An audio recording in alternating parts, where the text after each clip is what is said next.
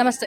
ఏదైతే March 24న supreme court ఇచ్చిన తీర్పు చాలా వివాదాస్పదంగా మారింది. దీనికి సంబంధించి మొన్న గూడా ప్రెస్ క్లబ్‌లో మందకృష్ణ మాదిగ దీనికి సంబంధించి ప్రెస్ మీట్ పెట్టడం జరిగింది. ఏ రకంగా మందకృష్ణ చేసిన వ్యాఖ్యలు గావచ్చు, దానికి సంబంధించి ఈరోజు బ్రాహ్మణులు గూడా మాట్లాడడం జరుగుతుంది.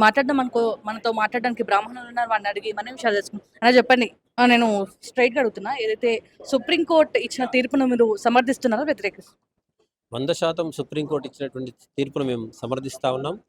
హిందూ దళితులకు దక్కాల్సినటువంటి రిజర్వేషన్స్ ఏవైతే ఉన్నాయో అవి ఖచ్చితంగా హిందూ దళితులకే దక్కాలని మా కోరిక.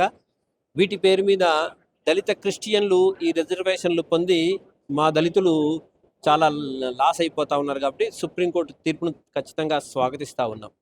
ఏదైతే దీనికి సంబంధించి కావచ్చు, అసలు క్రైస్తవ మతానికి మారడానికి కారణం ప్రధానంగా అర్చకులు కావచ్చు, వీరు కావచ్చు గుళ్ళలోకి రానియ్యరు. దీంట్లో మాకు సమాన హక్కులు లేవు కాబట్టి మేము క్రైస్తవ మతానికి మారుతున్నాం అని చెప్పి వాళ్ళు ఇది పూర్తిగా నిర్వివాద, అంటే పూర్తిగా ఇది చట్టబద్ధత కానిది. ఎందుకంటే సరే ఎప్పుడో వెనకటికి ఎప్పుడుకో 100 ఏళ్ల క్రితం జరిగినటువంటి దాన్ని కూడా ఇప్పుడు బూచిగా చూయించి ఇప్పుడు కూడా అట్లాగే జరుగుతుంది అనే అనడం నిజంగా కూడా సరి అయినటువంటి విషయం కాదు. వెనకటికి కొద్దిపాటిగా జరిగి ఉండవచ్చు గాక, జరగలేదని మేము కూడా అనము, జరిగి ఉండవచ్చు కూడా. అప్పుడు జరిగినటువంటి దాన్ని ఇప్పుడు ఇన్ని రకాలుగా రిజర్వేషన్ ఫలితాలను అనుభవిస్తూ ఆ ఫలాలను అనుభవిస్తూ మిగతా వాళ్ళకి ఆ రిజర్వేషన్ ఫలితాలు రాకుండా అడ్డుకుంటున్నటువంటి వాళ్ళు ఈరోజు ఆలోచించాల్సినటువంటి అవసరం ఉంది. బ్రాహ్మణ జాతి ఎప్పుడు కూడా సర్వే జన సుఖినో భవంతు అని అన్నదే తప్పించి నేను ఒక్కడనే బాగుండాలి అని ఎప్పుడు ఏ రోజు మేము పొద్దున్నే లేచే సంకల్పంలో, పూజలో చేసేటువంటి సంకల్పంలో కూడా అదే సంకల్పంతోనే మేము స్టార్ట్ చేస్తాం. సర్వే జన సుఖినో భవంతు అంటే అందరు బాగుండాలి అని. మరి ఏ మతంలోకి పోతే ఏంది? అందరు బాగుండాలి అనే ఉద్దేశం బ్రాహ్మణులకు ఉండాలి కదా. ఏ మతానికి పోతే వాళ్ళకెందుకు అని? ఇది పూర్తిగా కర్మభూమి, హిందువుల భూమి. ఇది ఖచ్చితంగా హిందువులకు సంబంధించినటువంటి భూమి. ఇది కర్మభూమి, వేద భూమి అని మేము లక్షల సంవత్సరాలుగా చెప్పుకుంటున్నటువంటి భూమి. కాబట్టి ఖచ్చితంగా నా ప్రాంతంలో, నా ఊర్లో, నా దేశంలో బ్రతికేటువంటి వాడు సుఖంగా ఉండాలి. దాంతోపాటుగా వాళ్ళు బ్రతకకూడదని ఏం లేదు, మేము వాళ్ళు కూడా బ్రతకాలనే కోరుకుంటున్నాం. కానీ నాది దోచుకొని వాడు బ్రతుకుతా అంటే కూడా నేను సమర్థించలేనటువంటి విషయం. దాంతోపాటుగా మీరు అంటున్నట్టుగా ఏ రోజు భారతదేశం ఇతర దేశాల మీద వెళ్ళి దండయాత్రలు చేయలేదు. మనం చరిత్రను బాగా గమనించి చూస్తే అనేక రకాలైన మొఘలాయిలు, తురస్కులు, ఇతరత్ర బ్రిటిష్ వాళ్ళు, ఇతరత్ర అనేక మంది హిందూ దేశమైనటువంటి ఈ భారతదేశం మీద దండయాత్రకే వచ్చారు తప్పించి ఏ రోజు కూడా ఈ భారతదేశం వెళ్ళి దీన్ని నేను దోచుకొని తినాలని ఎప్పుడూ కోరుకోలేదు. కాబట్టి ఖచ్చితంగా ఈరోజు ఈ దేశం బాగుండాలని కోరుకునేటంలో తప్పులేదు.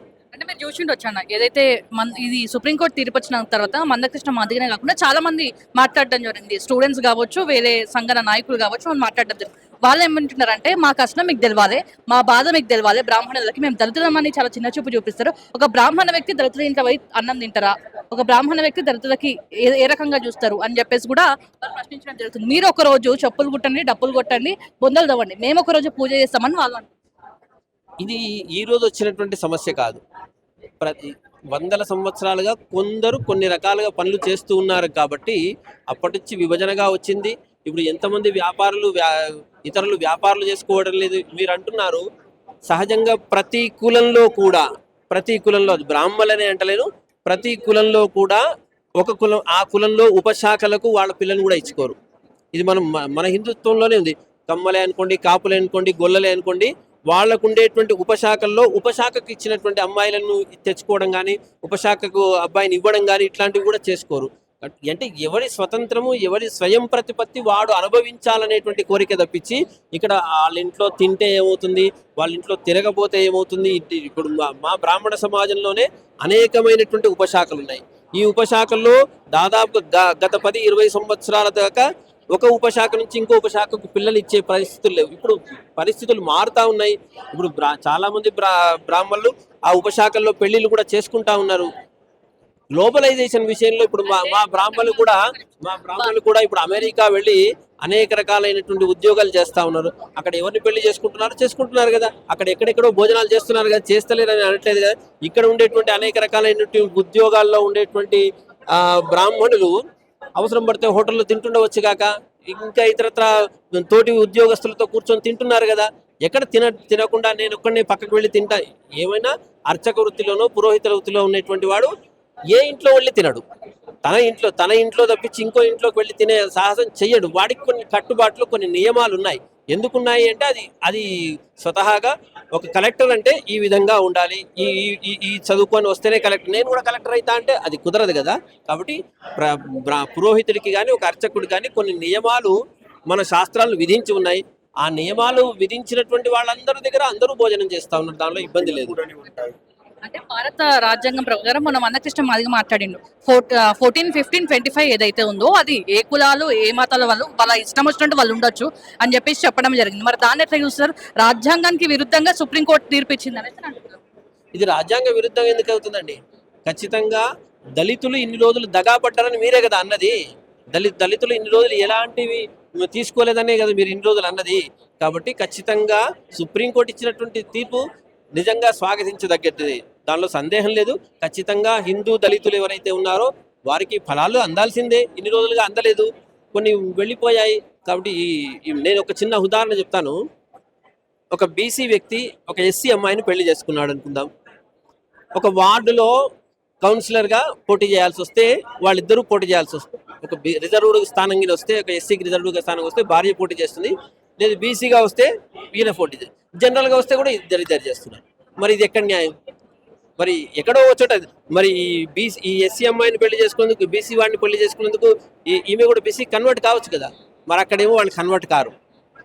మా హక్కులు మాకు, మా బీసీ హక్కులు మాకే ఉండాలి, ఎస్సీ హక్కులు మాకే ఉండాలని కోరుతా ఉన్నారు.